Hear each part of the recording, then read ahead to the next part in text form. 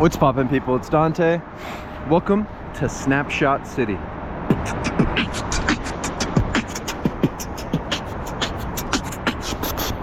I love snapshotting, right? The new approach to my photography is simple. P mode, snap focus infinity. Walking along the river like this, just you know, it's a way to remember the day. Photographing is to remember. Fuel your lust for life through the medium of photography. This is my passion. So many new approaches to the same scene every single day. What can you do? How much curiosity can you have? How curious can one become in a lifetime? This is the question that's on my mind, you know?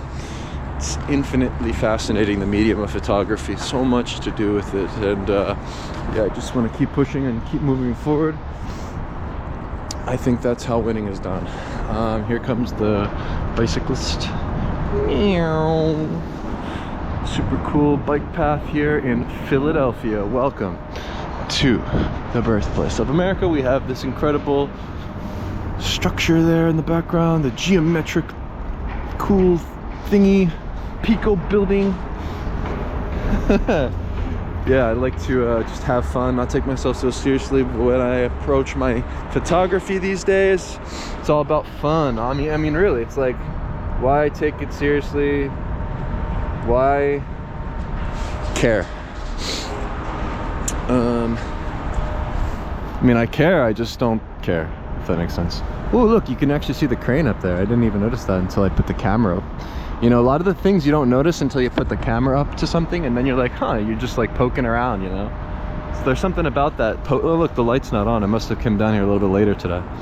But yeah, there's something about that, like, see, I never photographed through this tunnel from this angle with the railing on the right. Let's actually go this way today.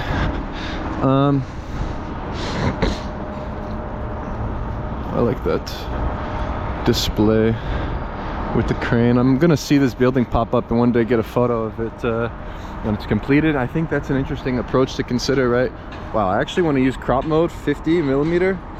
So I just click in 2 times here, and I'm gonna lower my exposure compensation -0.7 and get some detail shots of the construction itself, so that, yeah, I just yeah, I think the root of the medium of photography is ultimately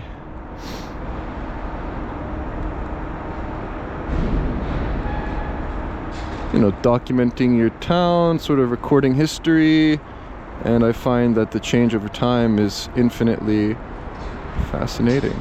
And so, yeah, perhaps photographing structures like this throughout your city or your state or wherever it may be can become interesting 30 years from now, 300 years from now, right? Maybe we need to start thinking insane longevity, just like far, far, far away into the future. And perhaps that will fuel our photography. And so, yeah, I'm open to all subject matter, buildings, trees, leaves, cracks on the ground, right? Everything becomes interesting with the camera. Yeah, so photography, yeah, it's my my love for photography, my insane obsession with life itself. I find that I am merely an explorer at the core, and I think in order to explore, you must embrace this sort of fearlessness.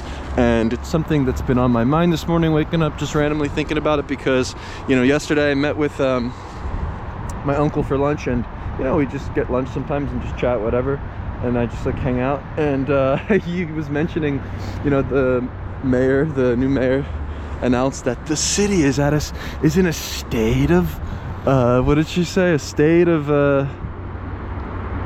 God, now I'm forgetting what it. Oh, a state of emergency. Philadelphia's at a state of emergency, right? The thing with the news is you don't want to pay attention to it. I think, I mean, even in terms of politics, I was looking at the etymology of the word politics. Polis meaning city, I think like politica or something, meaning like the citizens. So like ultimately politics is something that derives from your hometown, your city, your state. And yeah, I mean, definitely don't pay attention to international politics. I feel like that's just gonna like completely warp your paradigm. Your sort of fear will become inevitable. However, even locally, it seems like it's like fear, you know, like I don't know, I think the world's becoming sort of just run on fear. It's like, so in order to combat this, actually just disconnect, just don't even check your local politics and stuff. I think it's probably wise, because yeah, I think they're like calling for more police officers. You know, we need more police officers. Yeah, I don't know. Who the hell would want to be a police officer in Philadelphia? Seriously, like, look, I'm the citizen journalist. I'm the eyes and ears of the city. I'm always out. I'm always walking and listening and watching. People are angry, man. Like, everyone's kind of going crazy. It's like batshit crazy during the winter time. I think it has something to do with the lack of sun. You know, the lack of sun. Everyone's sort of indoors, post-COVID syndrome, antisocial behavior. I see many times throughout my weeks here in the city around the holiday season, craziness, even just passing through the tunnels of City Hall, where the mayor resides, during her days. I literally was threatened with a knife by a random like homeless guy, just like creeping from the shadows, and I was, you know, just merely making photographs and like observing the tunnels and whatever. When you use a Ricoh, and especially if you're in a city like Philly, like this is a gritty, real East Coast city, you gotta use the reflection of the LCD screen to check behind you. So what I do is I hold the Ricoh to my eye like this, and I can actually, you know, sort of spy behind me and see that there's a runner coming, whatever. And this is a critical thing to consider when you're in a city, right? Head on a swivel. But for me, I don't even turn my head. I kind of just hold I would pretend like I'm itching my eye, and I can check behind me. I see there's a runner coming, right? So treat the city like a playground. You know, I feel as though the city can either feel like a playground or a prison. And so fearlessness requires, I believe, this sort of childlike curiosity, sort of going out there without real care. I mean, honestly, the worst that's gonna happen is you're gonna die. But I don't know, don't fear death,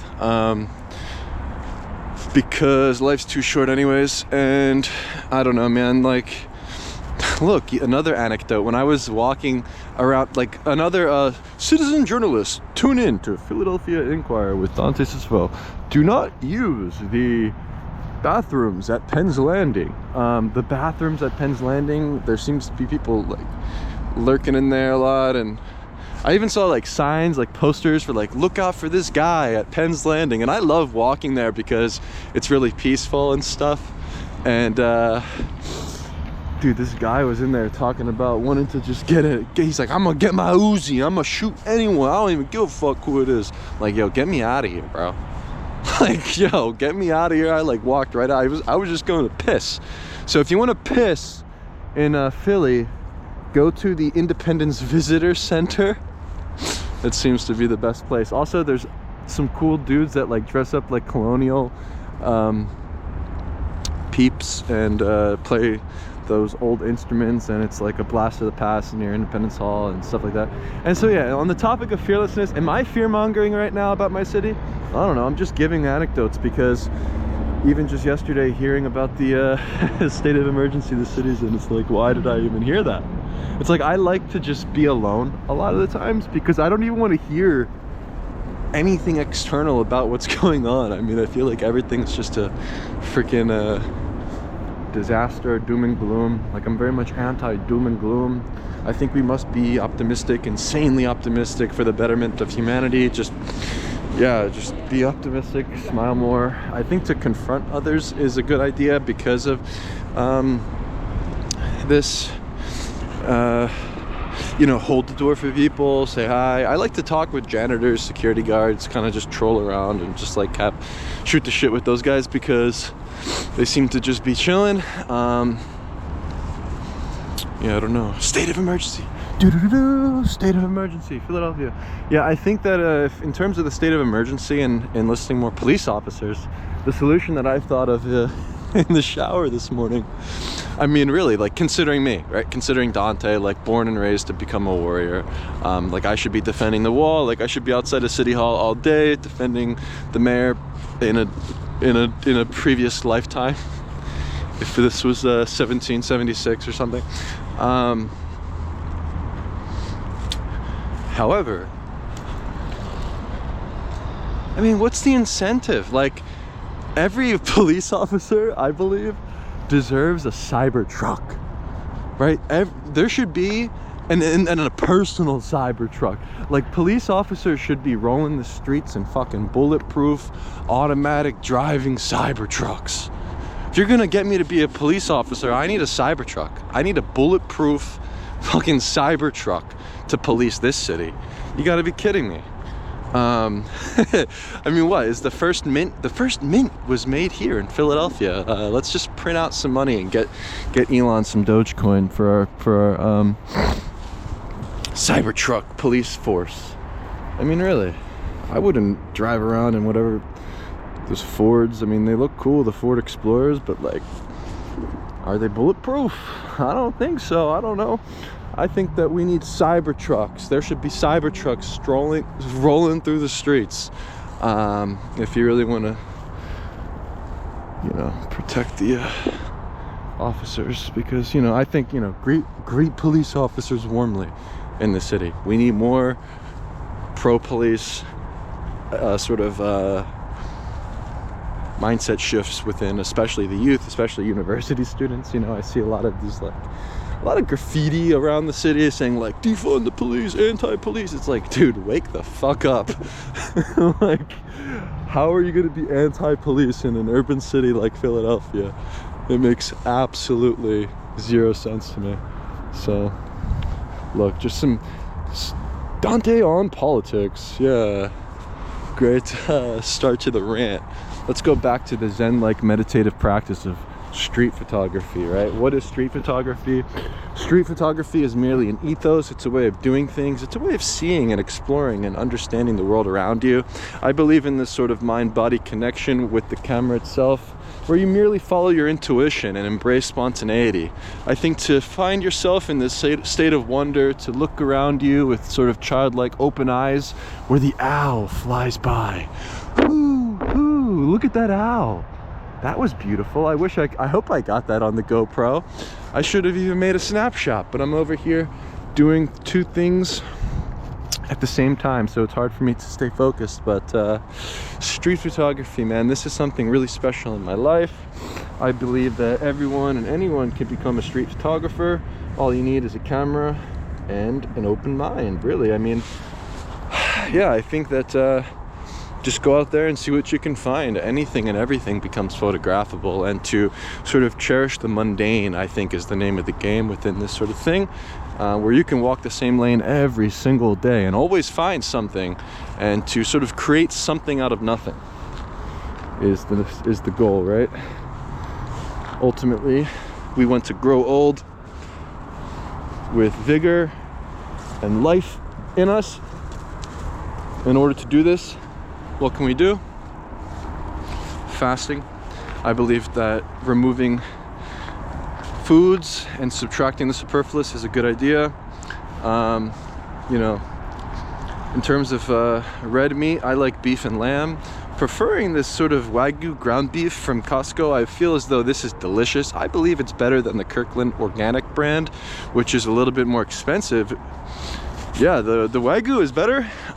Something about it tastes good, and I think it's just so easy to throw in the cast iron pan. Get a big ass cast iron pan, and you can throw 3 pounds on the pan and just quickly make yourself a meal in 5 to 10 minutes. It's really simple, and I think that's why I genuinely prefer the Wagyu ground beef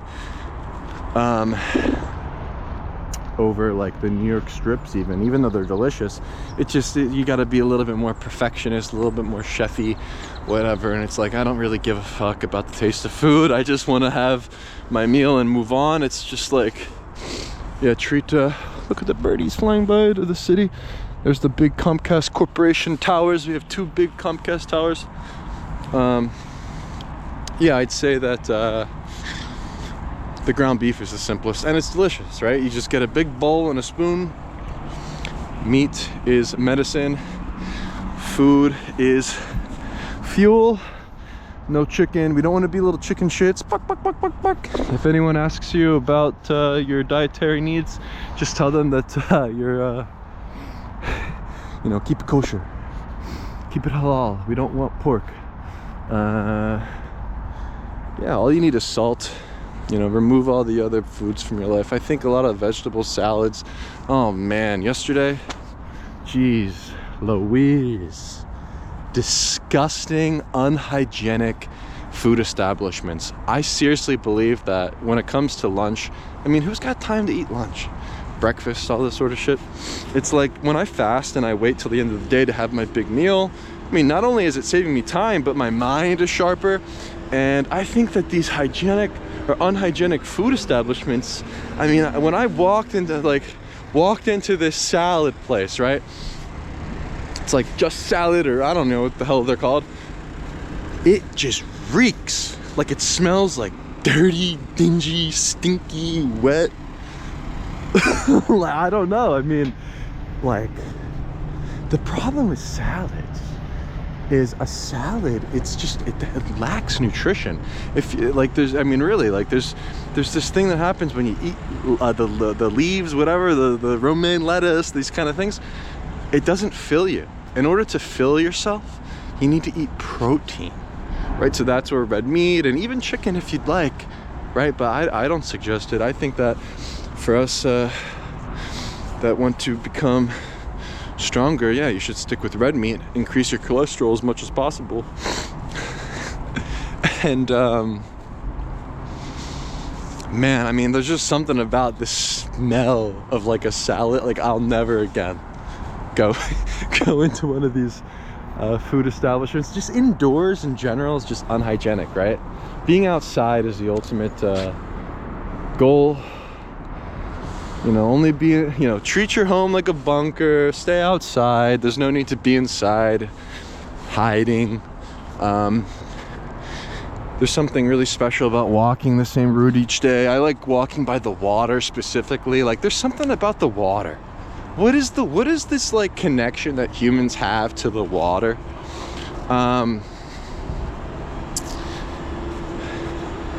Like, it's very like ancestral or something. Like, there's this, like, when I walk by, especially here along the Schuylkill River, I have like this feeling, like, in my gut, I'm like, where's Washington? Like, where's the soldiers? Like, I feel like I have this connection to history walking by this riverside with the Revolutionary soldiers sort of marching down this very path. There's like this sense of like, it's like, I genuinely don't know how to explain the feeling, which is just weird. It's like, feelings are weird, like that sort of irrationality of a sort of emotion. It's, I don't know, it's just like, I'd say it's sublime, like whatever that is. When I look out towards the horizon here, coming to this elevated surface by the Philadelphia Museum of Art, look at all these construction detours. Yeah, I have this like very beautiful feeling of sublime. Oh yeah, by the way, hero angles, go really low and look up at the thing itself. You can get incredible angles to play with. You know, even considering my time in Zambia, Africa, I was spending 2 weeks at this church camp with the Seventh-day Adventists. I was a Peace Corps volunteer there, knee deep in the water in Lake Bangweulu, documenting a baptism. Like 1,000 Zambians gathered at the lake. Incredible experience. I was knee deep with my little camera, looking up towards the men and women getting baptized there, to sort of capture that heroic angle. You know, I was trying lots of different angles, trying eye level. I realized actually to get as low as possible without the water, you know, destroying my camera, and looking up towards them and watching the hands, right? Look at the hands, look at the gestures. When you're photographing people, look at the feet, you know, especially in the street. Follow the beat of the street, watch the feet. You know, there's a dance that happens when you're on the street, and to play with the you know, way you view the world, it's important, right? So look at the hands, right? When the hands would rise up in the baptism and the preacher rose the hands, that's when, you know, I would press the shutter, and I made sure to get that heroic angle from a lower vantage point, because I knew in that moment that it would be the right place to position me and the camera. And at the end of the day, that's what this thing is all about, positioning yourself and your camera. Everything else is out of our control, right? What you see isn't what you get.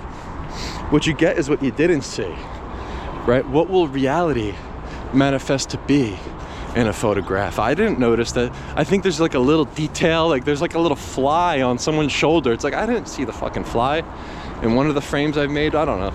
It's just, and they're like irrelevant. I mean, they're relevant in the moment, but at the end of the day, when you look back at them, it's like, oh, that's kind of cool. And they're things that you don't notice. Things that you don't notice, right? And so, just go with the flow. I like to sort of go slow, take my time when I walk, and yeah, just enjoy the now here in Philadelphia, my hometown. How to turn your frown upside down? Always wear camera on your wrist. For photography, photography is a superpower. Red Robin, Red Robin. Look at that beautiful red bird. Wow. So, here we are at the pavilion.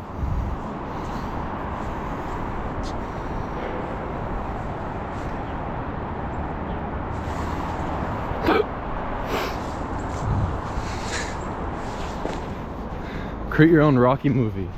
Da-da-da, da-da-da, da-da-da, da-da-da.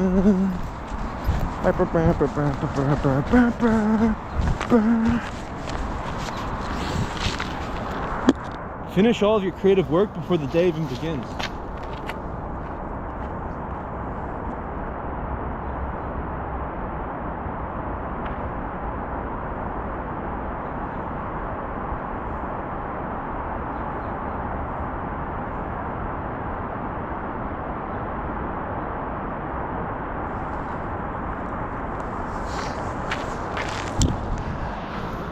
What is the feeling you get when you look out towards the horizon at the water? Sublime. This is what sublime looks like for me.